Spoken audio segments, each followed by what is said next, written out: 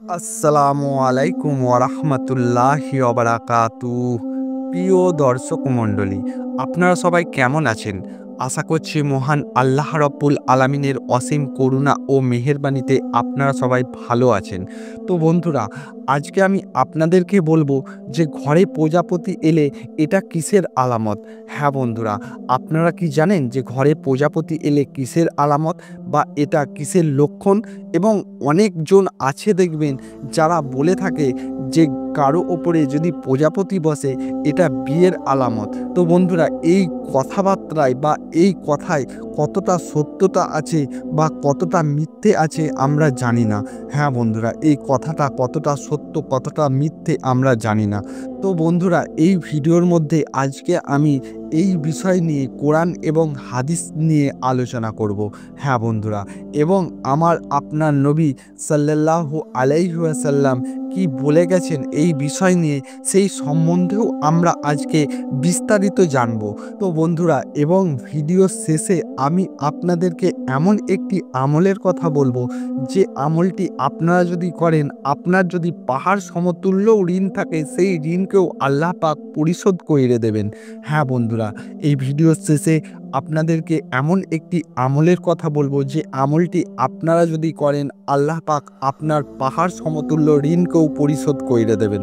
তো বন্ধুরা, চলুন আমরা জেনে নিই যে আজকের এই ভিডিও সম্বন্ধে। তো বন্ধুরা, এই প্রজাপতি যদি আপনার ঘরে আসে এটা কিসের আলামত? তো বন্ধুরা, আমরা অনেকেই ভাবি যে এই প্রজাপতি যদি আমাদের ঘরে আসে তাহলে এটা হচ্ছে শুভ লক্ষণের আলামত। হ্যাঁ বন্ধুরা, আমরা অনেকেই ভাবি যে প্রজাপতি আমার ঘরে এসেছে মানে আমার ঘরের শুভ লক্ষণের আলামত। তো বন্ধুরা, সর্বপ্রথম আপনাদেরকে বলে দিই যে সৎ এবং শুভ কর্ম আল্লাহর তরফ থেকে আসে। হ্যাঁ বন্ধুরা, সেই মহান আল্লাহ রব্বুল আলামিনই কিন্তু আপনার ভালো এবং মন্দের বিচার করতে পারেন এবং আল্লাহ পাকই পারেন আপনাকে ভালো কিছু দিতে এবং আপনাকে মন্দ কিছু দান করতে। তো বন্ধুরা, সেই মহান আল্লাহ রব্বুল আলামিন চাইলে কি না পারে। এই প্রজাপতি যে আপনার ঘরে এসেছে এর মানে এটাই নয় যে আপনার ঘরে শুভ লক্ষণের আলামত। হ্যাঁ বন্ধুরা, এই প্রজাপতি আপনার ঘরে এসেছে মানে এটাই নয় যে আপনার ঘরে শুভ লক্ষণের আলামত। এটা কিন্তু একটি ভুল প্রচলিত।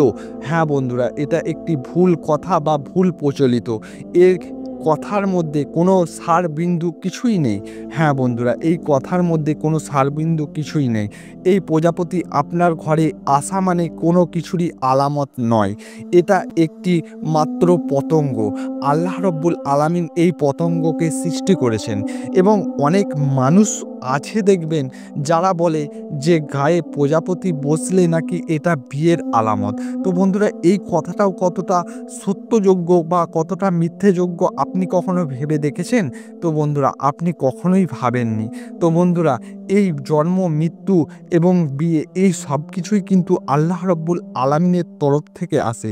হ্যাঁ বন্ধুরা, এই জন্ম মৃত্যু এবং বিয়ে সব কিছুই আলামত আল্লাহর তরফ থেকে আসে। এই প্রজাপতি কারো ওপরে বসলো মানে এই নয় যে এটা তার বিয়ের লক্ষণ, সেটা কিন্তু আমরা ভুল ধারণা করে থাকি। হ্যাঁ বন্ধুরা, এই প্রজাপতি কারো উপরে বসলে এটা বিয়ের লক্ষণ আমরা কিন্তু আমাদের হিন্দু বা সনাতন যে ভাই আছে তাদের কাছ থেকে জেনে জেনে আমরা এটা প্রচলিত হয়েছি। হ্যাঁ বন্ধুরা, এই প্রজাপতি অ্যাকচুয়ালি সেই সনাতন ভাই বা হিন্দু ভাইয়েরা মানে। হ্যাঁ বন্ধুরা, সেই সনাতন বা হিন্দু ভাইয়েরা এই প্রজাপতিকে মানে, তারাই মানে যে এই প্রজাপতি কারো উপরে বসলে এটা বিয়ের আলামত। তাদের মুখ থেকে শুনে বা তাদের কাছ থেকে প্রচলিত করে আমরা কিন্তু আমাদের সমাজে বিশ্বাস করেছি যে প্রজাপতি কারো উপরে বসলে এটা বিয়ের আলামত। হ্যাঁ বন্ধুরা, এই প্রজাপতি অ্যাকচুয়ালি কারো উপরে বসলে কোনো কিছুরই আলামত নয়। সেই হিন্দু বা সনাতন ভাইদের কাছ থেকে আমরা জেনে আমরা এইটা আমাদের সমাজে একটি ভুল প্রচলিত আরম্ভ করেছি। তো বন্ধুরা, এই ভুল প্রচলিততে আপনারা কখনোই পা দেবেন না। হ্যাঁ বন্ধুরা, এই ভুল প্রচলিততে আপনারা কখনোই পা দেবেন না। কেন কি এটা একটি কুসংস্কার। হ্যাঁ বন্ধুরা, এটা একটি কুসংস্কার। এই কুসংস্কারে যদি আপনারা পা দেন বা আপনারা যদি বিশ্বাস করেন তাহলে কিন্তু আপনাদের ঈমান থাকবে না। হ্যাঁ বন্ধুরা, তাহলে কিন্তু আপনাদের ঈমান থাকবে না, আপনাদের ঈমান ধ্বংস হয়ে যাবে। এবং আমাদের সমাজে আরও একটি জিনিস প্রচুরভাবে প্রচলিত আছে যে দেখবেন কারো যদি বিয়ে বা শাদী হয় তখন দেখবেন এই বিয়ে করতে যায় যারা তাদের গাড়িতে প্রজাপতি লাগায়। হ্যাঁ বন্ধুরা, আমাদের সমাজে এটা একটি খুব বিষাক্ত বা খুব খারাপ একটি প্রচলিত। তো বন্ধুরা, অনেকেই আছে যারা 5 ওয়াক্ত নামাজ পড়ে, কালাম পড়ে, যারা আল্লাহর নিয়মিত নিয়মকে মেনে চলে, তারা দেখবেন তাদের বাড়িতে কোনো কিছু অনুষ্ঠান হলে বা তার বিয়ে বা তার কোনো ছেলে বা কোনো কাউরির বিয়ে শাদিতে দেখবেন তার গাড়িতে এই প্রজাপতি লাগিয়ে বিয়ে করতে যাচ্ছে। তো বন্ধুরা, এই প্রজাপতি লাগিয়ে আপনারা কখনোই বিয়ে করতে যাবেন না। কেন কি তারা ভাবে যে এই প্রজাপতি লাগালে এটা একটি শুভ লক্ষণ, এই হিসেবে তারা প্রজাপতি লাগায়, এই প্রজাপতি গাড়িতে লাগিয়ে তারপর বিয়ে করতে যায়। তো বন্ধুরা, আপনাদেরকে প্রথমেই বলে রাখছি যে এটি একটি হিন্দু ভাই বা সনাতন ভাইদের একটি প্রচলিত একটি কুসংস্কার। তো বন্ধুরা, তারা এই প্রজাপতিকে গাড়িতে লাগিয়ে বা তাদের বিয়েতে এই প্রজাপতিকে শুভ মনে করে তারা লাগায়, সেই রীতিনীতিকে আমরা ফলো করে আমাদের ঘরেও এই প্রজাপতিকে নিয়ে চলে এসেছি বা আমাদের বিয়ে শাদিকেও এই প্রজাপতিকে ব্যবহার করছি।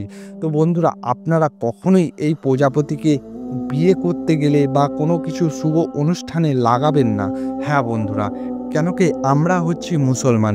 হ্যাঁ বন্ধুরা, আমরা মুসলমান, সেই মহান রব্বুল আলামিনের দেখানো পথে চলবো এবং আপনার আমার নবীর দেখানো পথে চলবো। আমার নবী, আপনার নবী আমাদেরকে যেরকমভাবে চলতে বলেছে সেরকমভাবে চলবো এবং যেটাকে নিষেধ করেছে সেটাকে মানব। হ্যাঁ বন্ধুরা, আমার আপনার নবী হাদিস শরীফ থেকে আমরা জানতে পারি যেটা বলেছে সেটাকে মেনে চলবো এবং যেটাকে নিষেধ করেছে সেটাকে মানব। তো বন্ধুরা, আমার আপনার নবী কিন্তু এই প্রজাপতির সম্বন্ধে কোনো কিছুই বলে যাননি বা হাদিস শরীফ থেকে আমরা কিন্তু এর কোনো কিছুরই প্রমাণ পাই না। হ্যাঁ বন্ধুরা, এই প্রজাপতির সম্বন্ধে হাদিস শরীফ থেকে আমরা কোনো কিছুরই প্রমাণ পাই না। তো বন্ধুরা, এই প্রজাপতি আসলে একটি ভুল প্রচলিত। হ্যাঁ বন্ধুরা, এই প্রজাপতি কারুর গায়ে বসলে বা কারো ঘরে এলে যে একটি শুভ লক্ষণ বা একটি বিয়ের লক্ষণ, এটা কিন্তু একটি ভুল প্রচলিত। এই বিষয়ে আপনারা কখনই বিশ্বাস করবেন না বা এই বিষয়ে আপনারা কখনই পা দেবেন না। তো বন্ধুরা, এই ভুল থেকে আপনারা বেরিয়ে আসুন এবং আপনার ছেলে মেয়েদেরকেও সতর্ক করুন। হ্যাঁ বন্ধুরা, আপনারা এই ভুল থেকে বেরিয়ে আসুন এবং আপনার ছেলে মেয়েদেরকেও সতর্ক করুন। তো বন্ধুরা, এবং আমি যেমন ভিডিওর শুরুতেই বলে দিয়েছি যে আপনাদেরকে এমন একটি আমল বলবো যে আমলটি আপনারা যদি করেন আপনাদের যত বড়ই ঋণ থাকুক সেই ঋণকে আল্লাহ রব্বুল আলামিন পরিশোধ কইরে দেবেন। হ্যাঁ বন্ধুরা, আপনাদের যত বড়ই ঋণ থাকুক না কেন আল্লাহ রব্বুল আলামিন আপনাদেরকে এই আমলটি করার জন্য সেই ঋণকেও পরিশোধ কইরে দেবেন। তো বন্ধুরা, চলুন আমরা জেনে নিই সেই আমলটি কী এবং কিভাবে করতে হবে। তো বন্ধুরা, আপনারা নামাজের পর, মাগরিবের নামাজের পর বা ফজরের নামাজের পর এই দোয়াটি পাঠ করবেন। এই দোয়াটি হলো আল্লাহুম্মা গফিরনি বিহালালিকা আন হারামিক ওয়া আগনিন বিফাদলিকা আম্মান সিওকা। তো বন্ধুরা, এই দোয়াটি আমি আরেকবার বলে দিচ্ছি। সেই দোয়াটি হলো আল্লাহুম্মা গফিরনি বিহালালিকা আন হারামিক ইয়া আগনিন বিফাদলিকা আম্মান সিওকা। তো বন্ধুরা, এই দোয়াটি আপনারা ফজরের নামাজের পর বা মাগরিবের নামাজের পর আপনারা পড়ুন এবং দরুদের সাথে পড়ুন। হ্যাঁ বন্ধুরা, দরুদ শরীফ পড়ে তারপর এই দোয়াটি পড়ুন। আল্লাহ পাক চাইলে আপনার যে পাহাড় সমতুল্য ঋণ আছে সেই ঋণকেও আল্লাহ পাক আপনার পরিশোধ কইরে দেবেন। তো বন্ধুরা, সেই মহান আল্লাহ রব্বুল আলামিনের উপরে ভরসা রেখে, বিশ্বাস রেখে আপনারা এই আমলটি করুন। নিশ্চয়ই এই আমলের ফলাফল আপনারা পাবেন। তো বন্ধুরা, এই ছিল ভিডিও। যদি ভিডিওটি আপনাদের ভালো লেগে থাকে, আপনাদের উপকারে লেগে থাকে, অবশ্যই আমার ভিডিওটিতে একটি লাইক দিয়ে দেবেন এবং আমার চ্যানেলটিকে সাবস্ক্রাইব করে নেবেন। তো বন্ধুরা, আপনারা ভালো থাকবেন, সুস্থ থাকবেন এবং নিজের যত্ন নেবেন। তো বন্ধুরা, আমার জন্য দোয়া করবেন। আসসালামু আলাইকুম ওয়া রাহমাতুল্লাহি ওয়া বারাকাতুহু।